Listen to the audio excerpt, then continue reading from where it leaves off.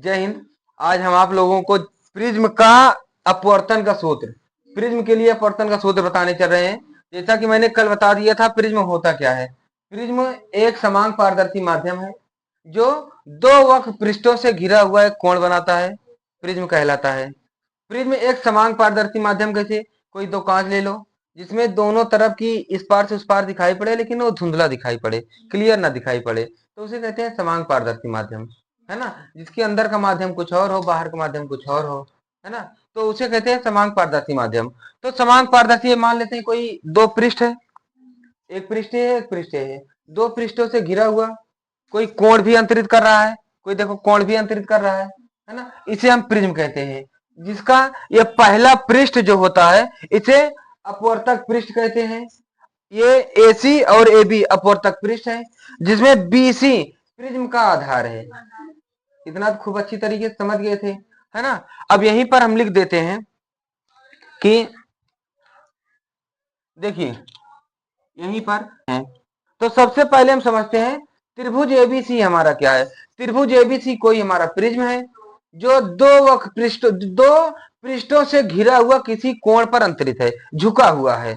हाँ, अब फिर इसके बाद AB और AC इसी पृष्ठ का दो दो ऐसा पृष्ठ जो अपवर्तक पृष्ठ है, इसे अपवर्तक पृष्ठ भी कहते हैं। अपवर्तक कैसे, प्रिज्म कोई किरण आकर इसी पर पड़ेगी, है ना, इसे हम आगे बताते हैं।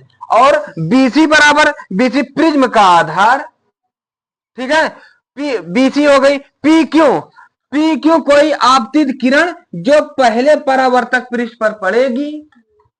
QR पहले पृष्ठ पर पड़ने के बाद बिल्कुल आधार के समरूप प्रिज्म के अंदर हो जाएगी। और RS दूसरे प्रिज्म से बाहर निकलती हुई निर्गत किरण। और MQ क्या है, पहले पृष्ठ पर टकराने के बाद कोई अभिलंब। और NR दूसरे पृष्ठ से बाहर निकलती हुई कोई आभासी अभिलंब, ठीक। D क्या है, D हमारा कोई आपतित किरण आगे जाती हुई महसूस हुई और निर्गत किरण पीछे हटती हुई महसूस हुई।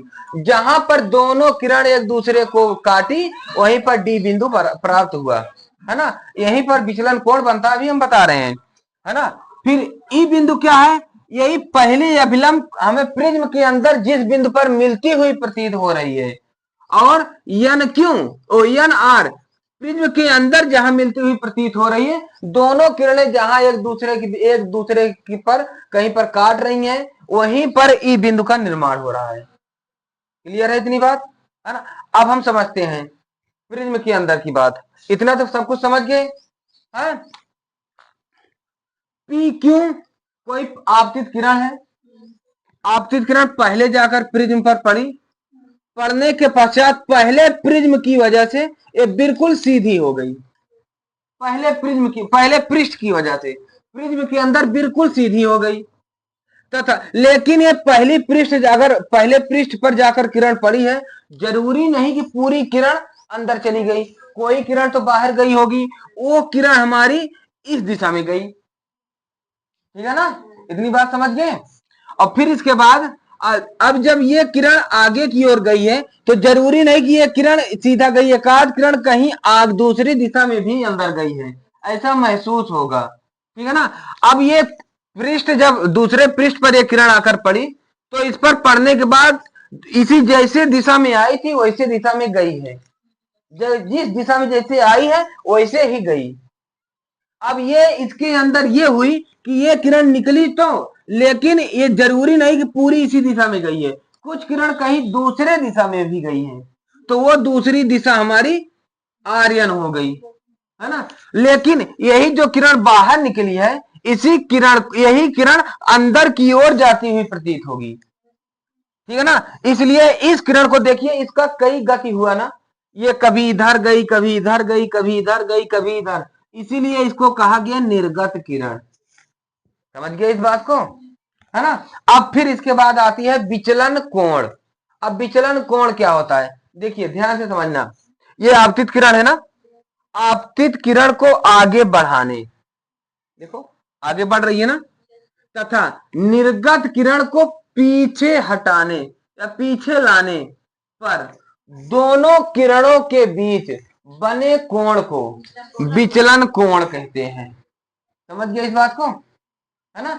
इसे डेल से व्यक्त करते हैं, है ना। तो डेल बराबर हमारा विचलन कोण होता है। इतनी बात सब समझ गए, है ना। तो सबसे पहले हम लिखवाते हैं, अब लिख लो प्रिज्म। पहले प्रिज्म क्या है, एक मिनट, पहले प्रिज्म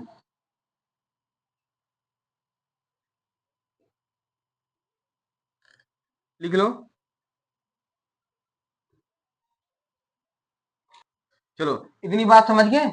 अब इसके बाद प्रिज्म के बाद विचलन कोण हेडिंग डाल देते हैं। प्रिज्म के बाद विचलन कोण,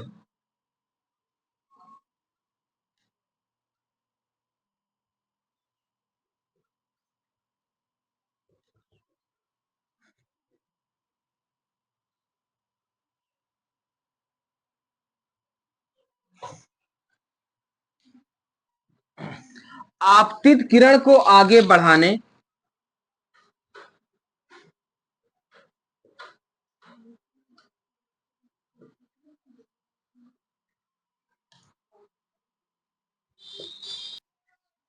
इतनी बात समझ गए, हैं?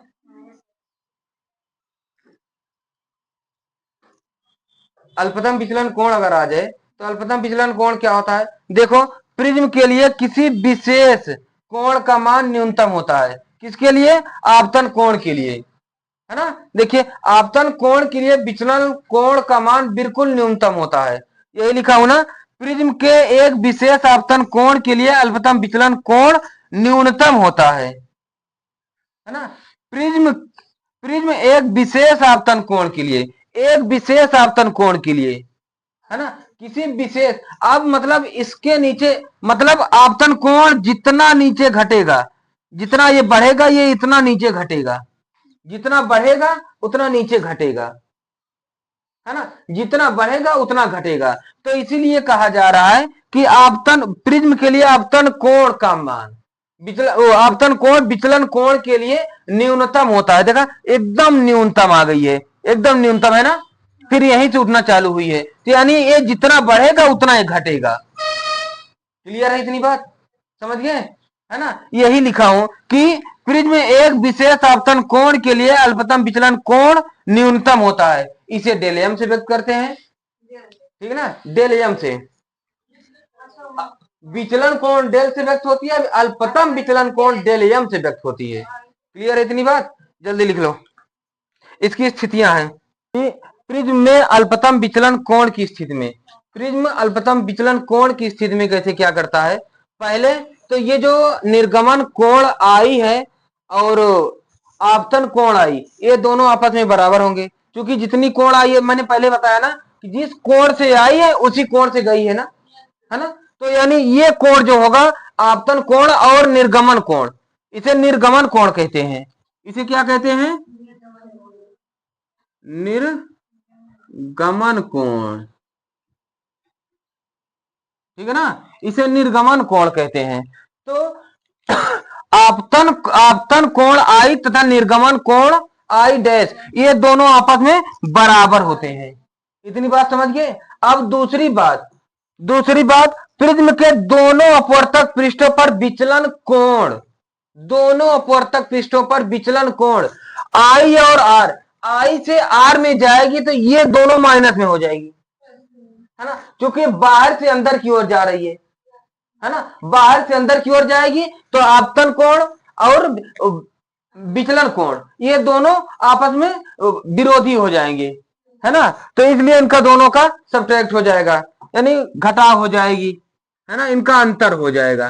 क्लियर है इतनी बात, है ना। इसी तरह सेम है निर्गमन कोण और विचलन कोण के बीच यही होगा, है ना, यही लिखा हूं। ये दोनों स्थिति तुम्हें बखूबी पता होनी चाहिए। अब इसके बाद जो सूत्र का निर्धारण करूंगा फिर उसके बाद तुम्हें समझना ये जरूरत पड़ेगी, है ना। इन दोनों बातों को समझ गए ना। और तीसरी बात ये कह सकते हो कि प्रिज्म के अंदर ये जो बीसी है प्रिज्म का आधार, ये प्रिज्म का आधार बिल्कुल प्रिज्म के अंदर कोण क्यू आर के बराबर हो जाती है ना, ये तो मैंने बता दिया, है ना, कि समांतर हो जाएगी। इतनी बात समझ गए, है ना। अगर अब इतनी बात समझ गए हो तो अब सूत्र का निर्धारण करना है। एक बार फिर से समझ लेते हैं हम पूरी बात को। प्रिज्म का एबीसी प्रिज्म है, मैंने लिख दिया, जिसका ए बी और ए सी प्रिज्म के दो पृष्ठ हैं।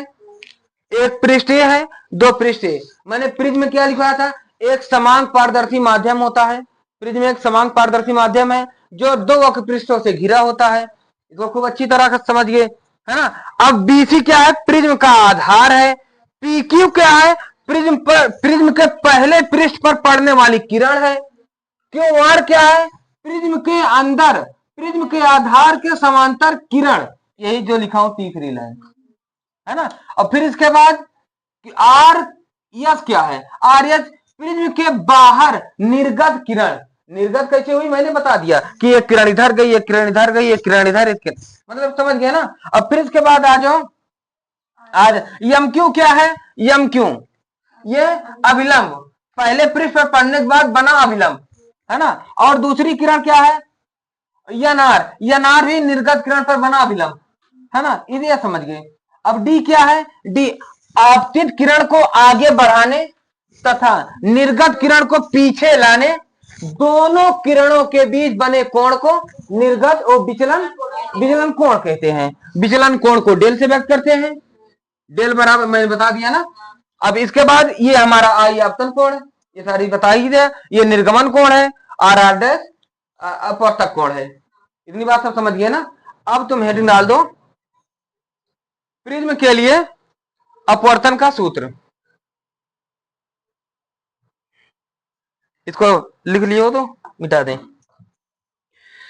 कहा जान